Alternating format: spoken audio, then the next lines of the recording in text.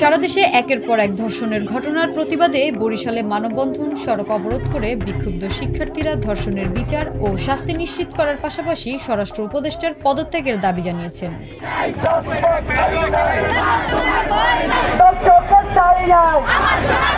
24 ফেব্রুয়ারি সোমবার বেলা 12টার দিকে শিক্ষার্থীরা মিছিল নিয়ে নগরীর চৌমাথায় মানববন্ধন করে এবং এক পর্যায়ে সড়ক অবরোধ করে।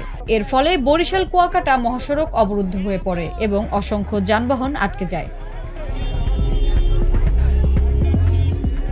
মানববন্ধনে অংশ নেওয়া শিক্ষার্থীরা এক দফা এক দাবি জানিয়ে স্বরাষ্ট্র উপদেষ্টার পদত্যাগের দাবি চেয়ে নানা স্লোগান দেন।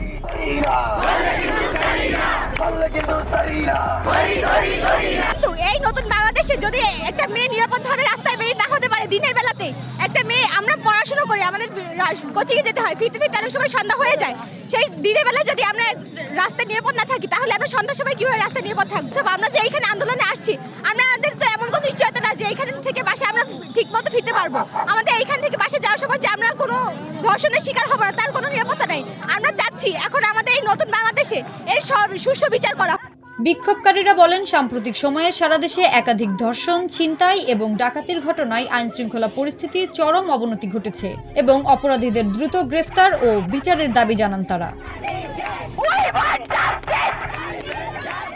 দেশে এত পরিমাণে ধর্ষণ হচ্ছে যেটা আসলে আমাদের চিন্তাধারার বাইরে আছে। যখন আমরা আন্দোলন করেছি, আন্দোলনের সময় সমন্বয়ক কোথায় আছে? তাদের খুঁজে বের করতে একদিন সময় লাগে নাই, তাহলে ধর্ষকদের খুঁজে বের করতে কেন এত সময় লাগছে? প্রশাসন কেন এই বেলায়, কেন প্রশাসন এত গাফিলতি করতো? আমি যে এখান থেকে ঠিকমতো বাসায় যাব তার কোনো নিশ্চয়তা নাই। প্রশাসন কেন এই বেলায় এত অবহেলিত?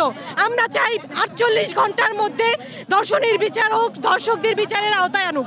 আর যদি সেটা না হয়, ছাত্র জনতা রাজপথ ছাড়ে নাই, আমাদের কর্মসূচি চলতেই থাকবে। এ সময় তারা আরো বলেন, আইন শৃঙ্খলা পরিস্থিতি অবনতি ও অপরাধীদের গ্রেফতারে ব্যর্থতার কারণে স্বরাষ্ট্র উপদেষ্টার পদত্যাগের দাবি করেন বিক্ষোভকারীরা। আজকে মানববন্ধনে আমাদের মোট 8টি দাবি রয়েছে। 8টির মধ্যে উল্লেখযোগ্য দাবি হচ্ছে বিগত দিনগুলোতে হওয়া ধর্ষণগুলোর বিচার আগামী 30 দিনের মধ্যে করা এবং সুষ্ঠু বিচারের আওতায় সবাইকে আনা, এবং আমাদের স্বরাষ্ট্র উপদেষ্টা আগামী 7 দিনের মধ্যে তার ব্যর্থতা এবং আমাদের স্বরাষ্ট্র মন্ত্রণালয়ের সকল ব্যর্থতা আগামী 7 দিনের মধ্যে উল্লেখ করতে হবে, এবং যদি সেক্ষেত্রে ব্যর্থ হয় তাহলে আমাদের স্বরাষ্ট্র উপদেষ্টা আগামী 7 কর্মদিবসের মধ্যে পদত্যাগ করতে হবে। যেসব দাবি আমাদের যদি না মানা হয়, আমরা ছাত্র সমাজ আবার প্রস্তুত এই রাস্তা মিছিলে আসার জন্য।